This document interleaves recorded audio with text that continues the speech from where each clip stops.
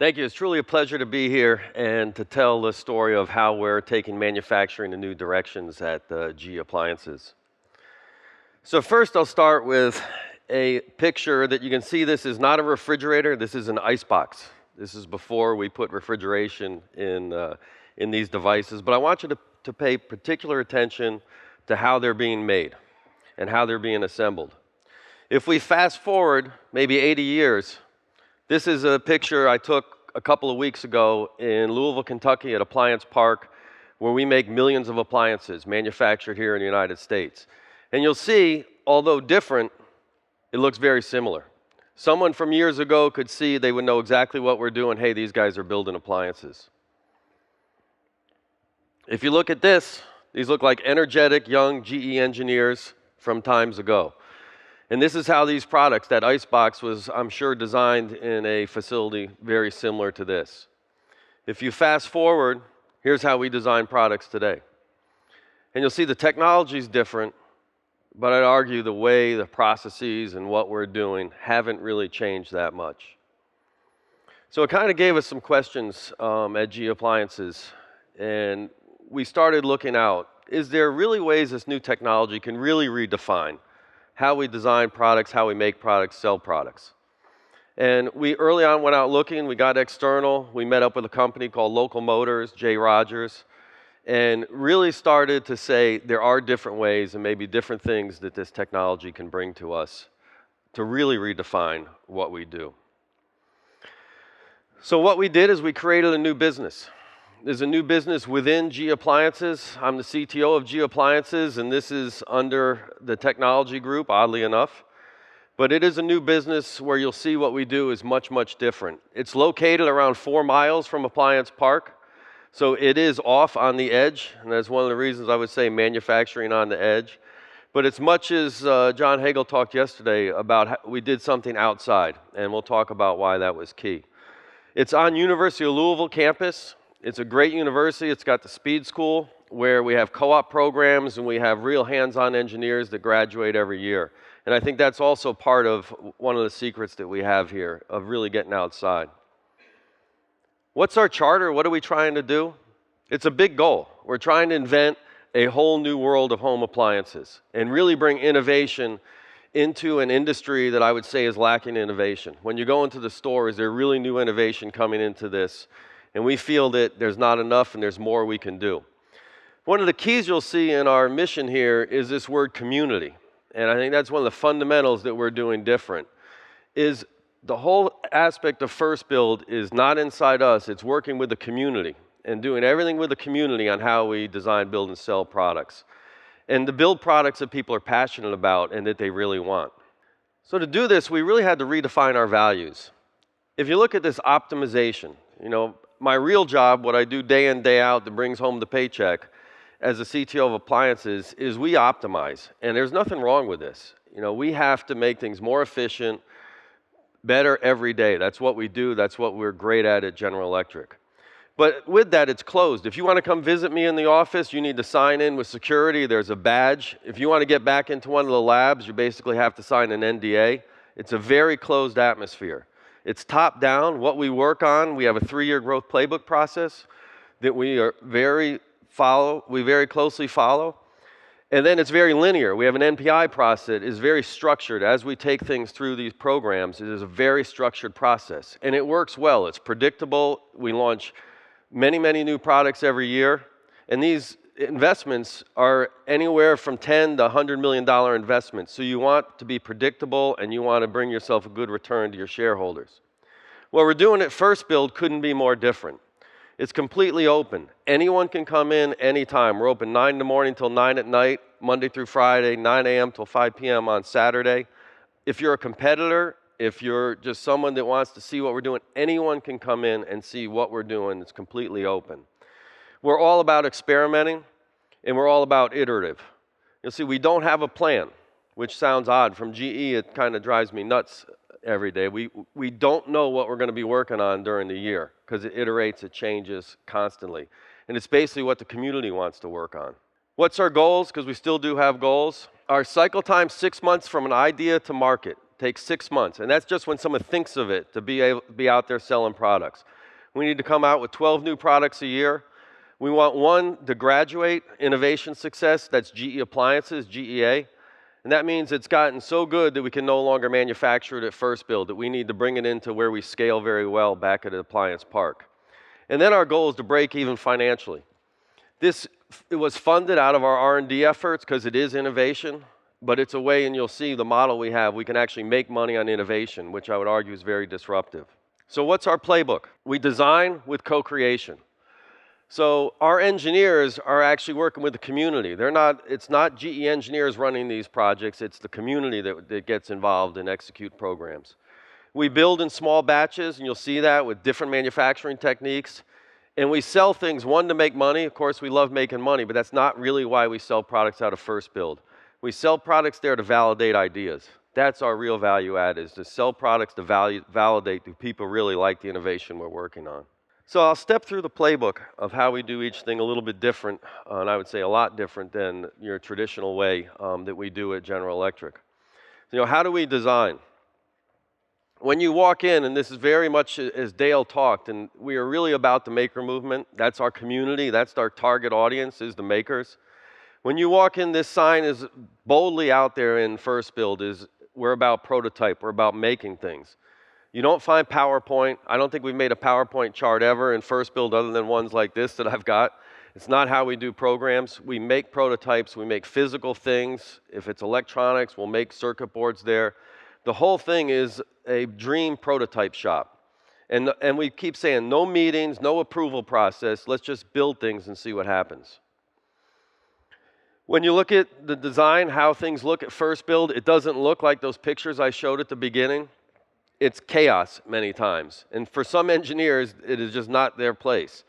But it's much different. We work with the community. People are in there doing their own projects. We'll have artists come in at one point.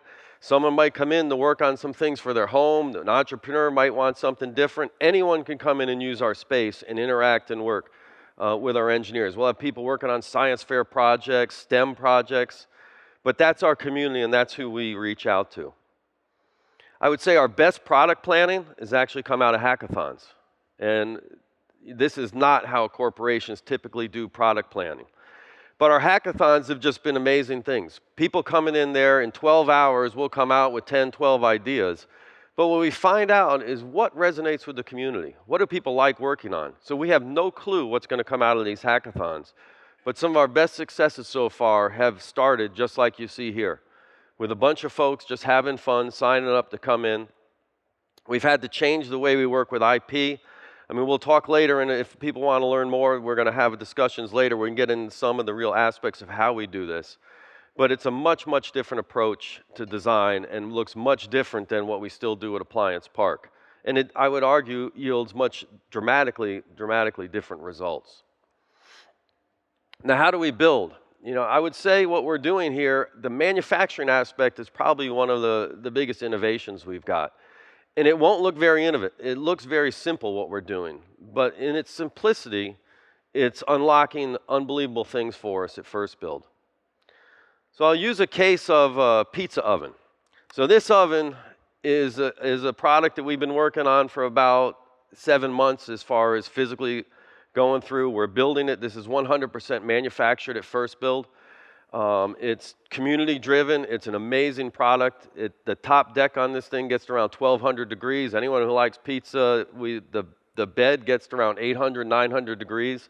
So it cooks the way it's never been available in a home before. When we first heard a community member, we said, you're completely crazy. I don't know how we're going to do it, but we've got a product that we're actually installing in a new store in Soho this week as we speak. But how do we make it? I'd say one of the secrets is that product, if I was going to make it at Appliance Park, would typically be a $10 million to $25 million investment for a corporation like GE. Our investment in FirstBuild for making that product, a new platform, has been zero, okay? These tools are about as much as we spend. These are modular. They're around, that tool you're looking at right now is around $150. So one of the things that we try to do is have zero capital investment in new products. And then the first one we sell, we can actually have returns. And that's how we can do low volume, because it's all about validation. because I do not know how many of these pizza ovens I'm going to sell. If I sell 10 of them, it's great. If I sell 200, even better. But we don't have what we would typically need to have to do a project like this. We don't have an accurate forecast because there's never been anything like this in the market before. The other thing is we're all about lean. You know, as we try to do this with zero capital investment, lean is our best friend. And I'd say this has been, I've been studying lean for a long time at GE. I've never had lessons like I'm getting at FirstBuild on what lean is really about. It's 100% pull. We don't make parts until we get orders or we have a purpose for the product. Our workforce, actually, you see right here is a student from University of Louisville. We bring in students, engineering students. It is an unbelievable training ground, and we're flexible. When the students are available is when we make products. Okay, so everything is pull, even pull from a workforce standpoint. And they're great jobs, they're great learning experience for the students. FirstBuild is probably 80% student run, which is another very interesting thing that we're learning, they're working through. Our fabrication, it's all programmable, it's all flexible. So we do have capital, we have an amazing makerspace. If you want to make something, FirstBuild is the place to do it. But it's not dedicated capital. So everything we're designing and making there, we're making on flexible machines. You see here is Jody making it on a programmable CNC bender. That pizza oven was 100% designed for flexible tooling, which was a whole different way for our engineers to think, our community to think, because all we have is what we have in our microfactory here at FirstBuild. Checking, one of the things we're finding, how do we gauge, how do we get Six Sigma accuracy into a product in this kind of low volume, so we have to do things differently. We're going back to some of the basics of how you fundamentally gauge. So we're taking some low-tech approaches, but it's all about speed, flexibility, and low cost. And then we build. You can see here's an assembly line. No big investment. That assembly line's flexible. It's just standard tables that we buy at Home Depot. We put rollers on them. It's cell manufacturing, so each oven is built in a cell. One student can build a whole oven up in 4 or 5 hours. But again, it's all about flexibility, low capital, low investment on what we build. And the results are amazing. I mean, we've got a product now that is really taking the industry and just woken them up. We went to the Kitchen and Bath show. No one had ever seen an appliance like this before. And I would say it's truly available because of FirstBuild, because what we have. Now again, we don't know how big it's going to be, but that's what we're kind of experimenting with FirstBuild, but doing things in a radically different way. Now selling, I'd say this is again one of the most interesting areas, is how do we sell differently? So we'll take a case study of nugget ice. We've got one in the pavilion over there where you can see our actual first device that we went out and started selling. But we had some salesmen that were just crazy about nugget ice. And that started coming in to us from a community, people talking about it. And so we did a little bit of research. We found there was regional. Around Boston, there's not much. New England, people don't know what nugget ice is. Some people call it Sonic ice. But we started seeing a real preference in certain parts of the country. The idea was on our FirstBuild.com. It started getting a lot of traction. That's how we figure out what we want to work on, because we just see excitement around a product. We put a challenge out. We got designs from all over the world of what a nugget ice machine would actually look like. We built a prototype. We went to Indiegogo. We put this on Indiegogo. And within 30 days, we were one of the top 10 funded projects ever in Indiegogo's history. We ended up with right around $3 million. I think we're up around $3.6 million of nugget ice machines sold. Just the other weekend, we sold 150 over 2 days. And this is off of FirstBuild.com, selling direct out of FirstBuild, so no retail channels. What's interesting is we sold this before we ever made one or we knew how to make one, which was very disturbing for engineers because we don't like that kind of approach. But it really said, hey, we've got something we know is hot. We know people like it. We can tell you who like it, what the demographics are, where they are. Unbelievable. We know our turnover when we put a Facebook ad on, exactly how many of these we'll sell, what's our acquisition cost. So this really gave us, power that we've never had in traditional market research. So this is an area now where we are experts. I know more about nugget ice than I ever wanted to know. We're going into production this week. and we're going to start shipping this product in the next 3 to 4 weeks. So what have we created? I would say we've created a real innovation engine. We've been open for about 16 months. We've had 10 new products so far. Not all successes. We've had a couple good successes and some failures. You know, we had a connected refrigerator, which I still think is great. We sold 3 of them, but it didn't matter. I actually made money on that project with even only selling 3 because of the unique approaches that we're taking at FirstBuild. We're excited. What's fun about FirstBuild, we've always got something new. I don't know how many people know about cold brew coffee. Cold brew is getting very, very popular. As we get into it, we had a huge community. We've been getting into coffee. If you come to FirstBuild, we have the best coffee, I think, in Louisville. But cold brew was something that our community started really getting into. The problem with it, it takes around 10 to 14 hours to do proper cold brew. And we saw that as an opportunity, as a problem. So what we've been able to create now is a machine that in 10 minutes can give you that quality you would typically take 10 to 14 hours. We've made prototypes, of course, with this. We've been working with the community, people that really understand cold brew, understand coffee. And we're getting ready to put this on Indiegogo. This is going to go on around 4 weeks. You'll see this product. Follow us on Indiegogo. Follow us on FirstBuild.com. And if you like cold brew coffee, you're going to love this machine. So this is our next crowdfunding that we're going to we're going out with shortly. So some of the takeaways, I would say, some of the real learnings I've had is this new technology, it causes change. And I think changes like this, if you see the appliance industry, we always thought it was a big barrier to entry, very capital intensive, and we're teaching ourselves that's not true. We're teaching ourselves with this technology, you can get into the appliance industry with a very small barrier. And the maker movement and the way things are happening, that's going to start happening more and more. And I think one of the things I feel fortunate is we're right there and we're having a good understanding of it. Because this technology can cause more change and different ways of doing things. It's not just incremental. And once you take your mind out of just doing things incrementally, you can do amazing things and do it in amazingly different ways. The other thing is this platform approach. I always heard platform. I'm a product guy. I love products. I never knew what people were really talking about. And the reason we built FirstBuild is we built it because we're a bunch of people that wanted to make more products and we wanted to bring more innovation out. But I'd say the best product that we've made is actually FirstBuild. And we're starting to realize our real value is not Opal or Nugget Ice or Paragon or sous vide cooker. It's the platform of FirstBuild and what we've got and what we have going forward in the future. The other thing John Hagel talked about, I'll reiterate it, is you need to have a separate environment for risk. I'm a 28-year GE employee. I've been trying to do innovation. I love technology. I love innovation. And until I finally gave up, and I will say I gave up and said I can't do it internally, I got to go externally, it's the first time I would say we're really cracking the code on how to bring innovation, quickly. We did it cheaply, but having it separate, I would say, was one of the key things we did because it does get rejected when you have it inside. I'm completely convinced of that.